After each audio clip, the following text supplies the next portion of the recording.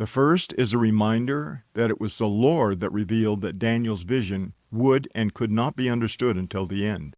And it was also the word of the Lord that revealed in Daniel 12, 1-4, that the end the Lord had in mind began with the regathering of Israel that happened on May 14, 1948. This is the start date for the second announcement of Messiah's mission on the earth that would happen after the time of Jacob's trouble, that ends with the second coming of Messiah to rescue a remnant of believing Israel at the end. The time of Jacob's trouble began when Jacob was 77 years old. Not long after the time of Jacob's trouble ended, the Lord would change his name to Israel. Having worked 7 years for the love of his life, Rachel, and expecting to marry her, he was tricked by his uncle and soon-to-be father-in-law Laban into marrying Rachel's older sister Leah, and ended up working another 7 years of bondage to pay the bride's price for Rachel. 77 plus 7 equals 84.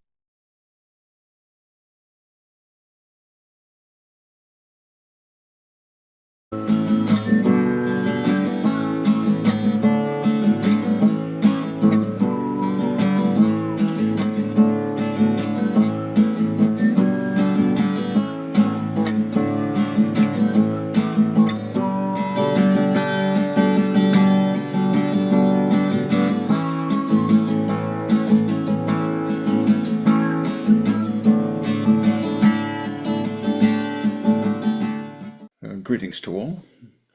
This particular video is on the 70 Jubilees, which I have only just recently become aware of.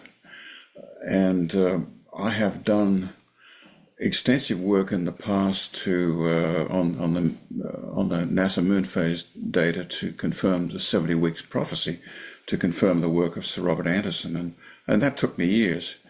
But this issue of the 70 Jubilees, it was quite simple. Once you found the scriptures to connect the dots, the arithmetic was second grade level and very easy to follow. But the whole issue was just a matter of finding the relevant scriptures, which I had never seen before.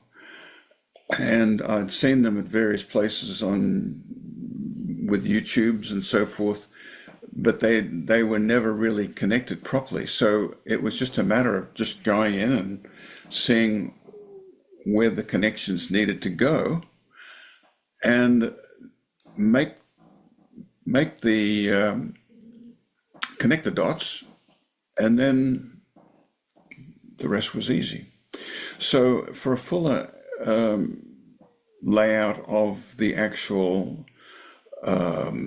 steps that this study calls for, you can see that at the endtimepilgrim.org website, and it's the most recent article that I put up, and it's also there in a category under Jubilees.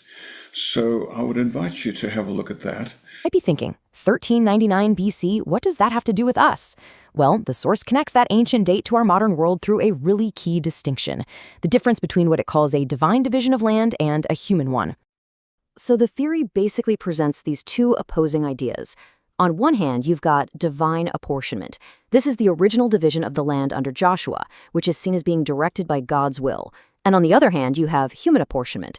That's the term used for modern political peace deals, which the author sees as, well, human interference in that original plan.